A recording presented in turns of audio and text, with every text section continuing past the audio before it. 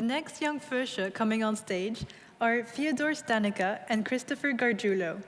They will introduce their project titled Analyzing Energy Production Methods and viewing Luxembourg's energy inputs in relation to these methods. With today's ever-increasing energy production needs and the limitations of current energy sources, such as fossil fuels, this puts Luxembourg in a vulnerable position. Therefore, this project will be focused on finding solutions to make Luxembourg more independent by increasing the generation of energy on a national level.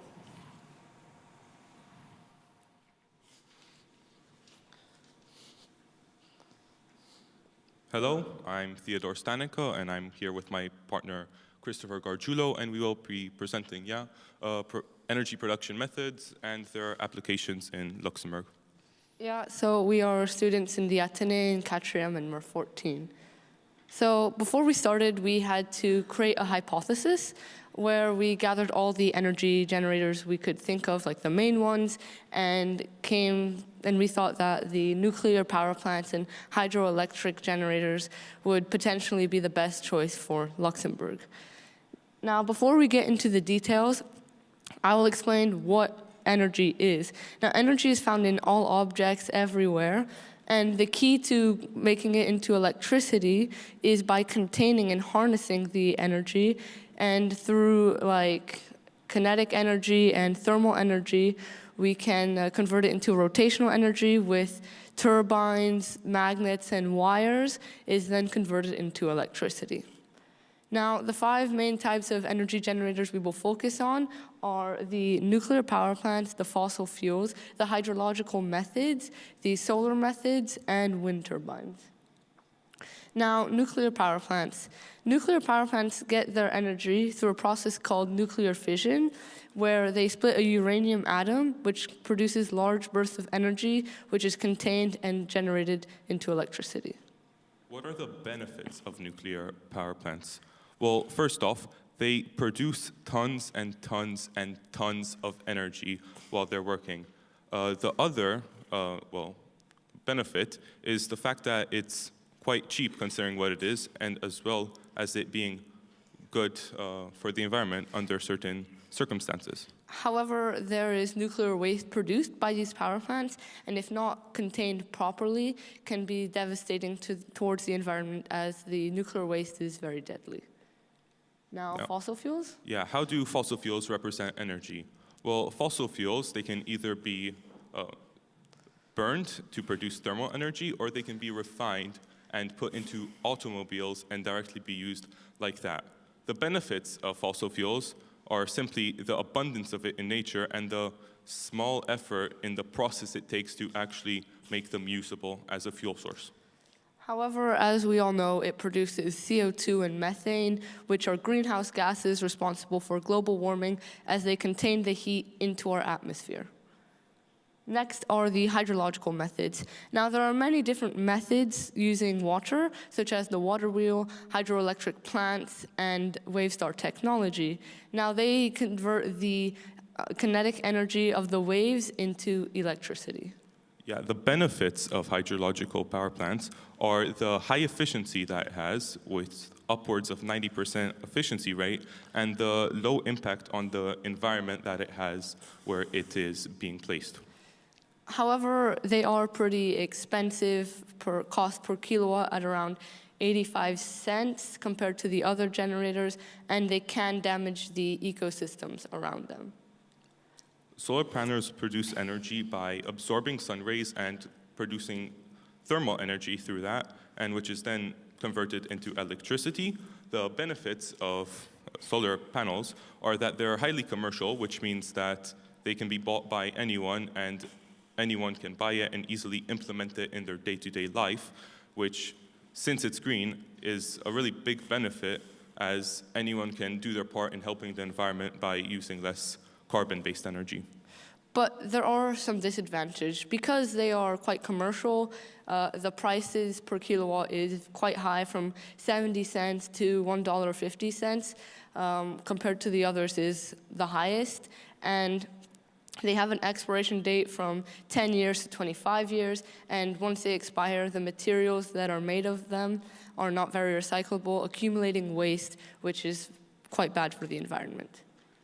Now, wind turbines, they convert the kinetic energy of the wind into rotational energy, which is converted into electricity. The pros of wind panels are the fact that they need very little infrastructure to actually be able to work. As you can see, they are on the field. They don't need to be near a city or have a huge power plant around them for them actually to work. They're also very good for the environment as they do not produce any greenhouse gases. But there are some cons, such as they are only put in certain areas that are windy, and because it relies so much on the wind, and if the wind simply doesn't blow, they're just unreliable and they're not a definitive solution. Here we have made a small table which represents the 5 production methods we mentioned, and based on their price and their efficiency, we have ranked them using colors to simplify things. And as you can see, nuclear and hydro-based came in first with 8 and 7 points. And this seems to prove our hypothesis correct. However, it's not exactly true, as Luxembourg is very dependent on its neighboring countries and also does not have the infrastructure or locations needed to put and place these power production methods within them. So we have created a hypothetical situation within ourselves where if Luxembourg had the resources needed to build such things, where would they place them? And as you can see, the nuclear power plants, there's perhaps 2 possible locations in the north and in the east. And well, obviously, not both of them have to be there. That'd be a ton of energy for a country the size of Luxembourg. And we've also placed, for example, wind turbines along windy areas, solar panels near the cities, and hydrological power plant in the lakes. So what is the conclusion? What have we found out in this presentation? We found out that hydrological and nuclear power plants are the most efficient based on price and location, as well as their effect on the environment. However, Luxembourg does not have the infrastructure and resources needed to build these things. So what is the solution? How can we make Luxembourg a bit more independent? Well, what we suggest is, well, solar panels. Because since they're so commercial, they don't have to be implemented severely, and just a small encouragement for Luxembourg citizens to become more green and buy solar panels could really improve the energy production rate. Thank you very much for your attention. Thank you very much for joining me here. Can you do anything as fanciful as we just saw on the screen with a football? Maybe a couple tricks, but not as long yeah. as that. Me neither. Well, first of all, how do the 2 of you know each other? Well, we are very good friends at the Athénée. We've been in the same class for 4 years now, yeah. And we haven't really done many group projects together, and we saw this as an opportunity to finally work together on something we were both interested in. Yeah.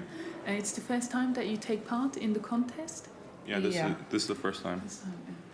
And how did the idea then develop to do this project together? Well, when we started out, we didn't think much about what we're actually going to do. We just knew that we wanted to work together, basically. Yeah. So as time progressed, we each had our own ideas that developed, and they eventually kind of merged into one and developed even further into what we have now.